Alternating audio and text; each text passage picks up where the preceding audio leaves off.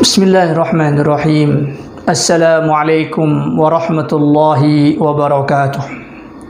Alhamdulillah wassalatu wassalamu ala Rasulillah wa ala alihi wa sahbihi wa man walah. Saudaraku yang dirahmati Allah, apa yang terjadi ketika manusia ini mencapai satu masa di mana berakhirlah kehidupan dia di dunia ini, atau yang biasa disebut dengan sakaratul maut, yaitu seseorang dalam keadaan mabuk disebabkan datangnya masa kematian bagi dia. Al-Imam Al-Barbahari menceritakan bahawa ketika manusia pada saat itu datanglah kepada dia tiga kabar gembira, thalathu bisyarat, tiga kabar gembira. Dan tentunya yang dimaksud dengan kabar gembira di sini adalah satu berita atau satu penggambaran, penghabaran dari Allah Subhanahu wa taala tentang balasan amal yang akan mereka dapatkan setelah kematian mereka. Banyak di antara manusia ketika mereka ditakutkan oleh kematian, ketika datang sakit kepadanya, bahwa dikabarkan dia akan meninggal, akan wafat dalam waktu yang tidak lama, maka mereka merasa gelisah, mereka merasa ketakutan. Atau seperti datangnya wabah ini, setiap orang mungkin saja mati, maka manusia banyak takut dengan kematian tersebut. Tetapi sesungguhnya ikhwati azzakumullah, yang paling berat adalah setelah kematian tersebut. Dan ini akan diberikan kabar beritanya oleh Allah Ta'ala ketika seseorang dalam keadaan sakaratul maut dengan tiga kabar gembira. Yang pertama yang diberikan kabar gembira tersebut, yaitu Allah mengatakan, Abshir ya Habiballah bil jannah wa ridwanillahi ta'ala. Kabar gembira wahai kalian kekasih Allah dengan surga dan keridhaan Allah Subhanahu wa ta'ala. Jadi ketika dia menjelang sakaratul maut, diperlihatkanlah kepada dia tempat duduknya dari surga dengan nikmat-nikmat yang ada di dalam surga tersebut dan keridhaan Allah kepada dia, bahwa Allah ridha kepada dia. Semua apa yang terjadi pada dirinya Allah ridha. Maka sungguh ini adalah kematian yang sangat indah, sehingga kita dapatkan ikhwati azzakumullah, ada orang dalam keadaan sakaratul maut dia tersenyum.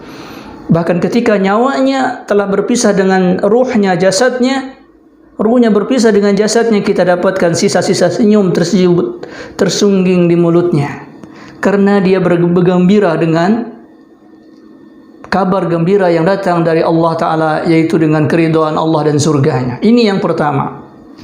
Yang kedua, kabar gembira yang disampaikan ketika seseorang itu menjelang kematiannya adalah Allah Ta'ala mengutus para malaikat, dan malaikat ini menyampaikan, Abshir ya Abdullah bil jannah ba'dal intiqam. Kata Allah Subhanahu wa ta'ala, kabar gembira, bergembiralah wahai engkau hamba Allah, engkau akan masuk surga setelah dibalaskan amal-amal keburukanmu. Ini tingkatan yang berikutnya, yaitu seorang diberikan kabar gembira oleh Allah Ta'ala dengan surga, tetapi karena dia memiliki kesalahan-kesalahan di dunia ini yang tidak bisa diampunkan, kecuali dia harus dibersihkan dahulu dari api neraka, wa na'udzubillahi min dzalik, maka orang ini diberikan kabar gembira dengan masuk surga. Karena kabar gembira masuk surga itu adalah sebuah kabar yang tidak akan bisa digantikan dengan yang lainnya, walaupun ada kesedihan setelah itu. Maka ini juga kabar gembira, karena dia dibersihkan dengan api neraka, masuk ke dalam api neraka sesuai dengan kondisi-kondisi amal keburukannya. Setelah itu dia dikeluarkan dari api neraka tersebut dan dimasukkan ke dalam surganya Allah Subhanahu wa ta'ala. Allah Ta'ala berfirman, "Faman zuhziha 'anil nari wa udkhilal jannah faqad faza." Barang siapa yang ditarik dari api neraka, wa udkhilal jannah, kemudian dia dimasukkan ke dalam surganya Allah Subhanahu wa ta'ala, maka itu adalah keberuntungan yang sangat besar. Faqad faza, maka ini keberuntungan yang sangat besar. Dihindarkan dari api neraka sejak awal, dia masuk ke dalam surga. Ini kelompok yang pertama tadi. Abshir ya Habiballah, Allah menyebutnya dengan kekasih Allah, masuk surga sebelum dia mencicipi neraka, dan orang ini tidak pernah mencicipi neraka. Ini kelompok yang pertama. Yang kedua, Abshir ya Abdullah, dipanggil oleh Allah Ta'ala dengan hamba Allah, Berbahagialah dengan masuk surga ba'dal intiqam, setelah amal-amal keburukanmu diperhitungkan di sisi Allah Subhanahu wa taala.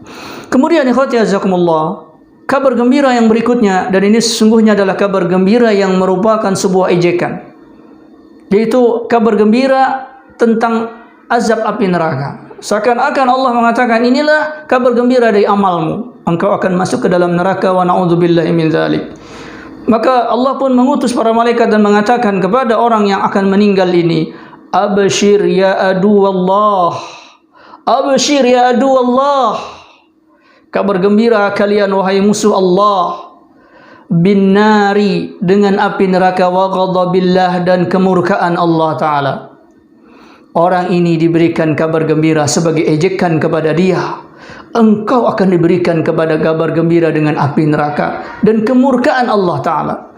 Tentunya orang-orang ini adalah orang-orang yang tidak berada di atas al-Islam ketika dia wafat, atau dia melakukan dosa besar berupa kesyirikan kepada Allah Subhanahu wa taala. Maka orang seperti ini tidak akan pernah mencicipi surganya Allah, wa na'udzubillahi min dzalik. Dan orang ini langsung diancam dengan api neraka. Ya Allah, ya Arhamar Rahimin, ajirna minan nar, selamatkan kami dari api neraka. Orang ini tidak akan pernah merasakan nikmatnya surga, dan dia masuk ke dalam nerakanya Allah Subhanahu wa taala dan tidak pernah mencicipi surganya Allah Subhanahu wa taala. Allah mengatakan kepada mereka ini, fama asbarahum ala nar, sungguh sabar mereka dengan api neraka tersebut. Sesuatu yang tidak ada akhirnya, la yamutu fiha wa la yahya, tidak ada kehidupan, tidak ada kematian. Semuanya merasakan azab neraka tersebut dalam keadaan sadar, karena kematian telah disembelih. Kematian sudah tidak ada lagi di akhirat, sehingga mereka akan merasakan nikmatnya surga tanpa pernah tidur, tanpa pernah lelah. Dan di pihak lain ada orang-orang yang merasakan azabnya neraka dan mereka tidak pernah tidur, tidak pernah tertidur, tidak pernah dalam keadaan tidak sadar. Mereka sadar ketika tubuh mereka disayat-sayat. Mereka sadar ketika tubuh mereka disirami dengan timah-timah panas dan api yang membakar sekujur tubuhnya. Karena itu ikhwati azakumullah, sesungguhnya setelah kematian itulah yang paling ditakuti. Sementara kematian, kemanapun orang berlari, maka kematian itu akan datang. Walau kuntum fi burujim musyayyadah, walaupun engkau sembunyi di balik tembok yang paling kokoh sekalipun, yudrikukumul maut, akan datang kepada kalian kematian. Maka kematian tidaklah bisa dihindarkan dan tidak perlu ditakuti. Tetapi sesungguhnya kaum muslimin yang dirahmati Allah, yang ditakuti adalah setelah kematian tersebut. Karena disitulah segala perbuatan kita akan menjadi sesuatu nasib kita di akhirat kelak. Karena itu, aiddu limithli hadzal yaum, persiapkanlah hari-hari tersebut, yaitu ketika engkau datang kepada Allah Subhanahu wa taala. Ya Allah, hindarkan kami dari azab neraka ya Allah, dan masukkan kami ke dalam surga-Mu ya Allah, ya Arhamar Rahimin. Aqulu qawli hadza wa astaghfirullah. Assalamualaikum warahmatullahi wabarakatuh.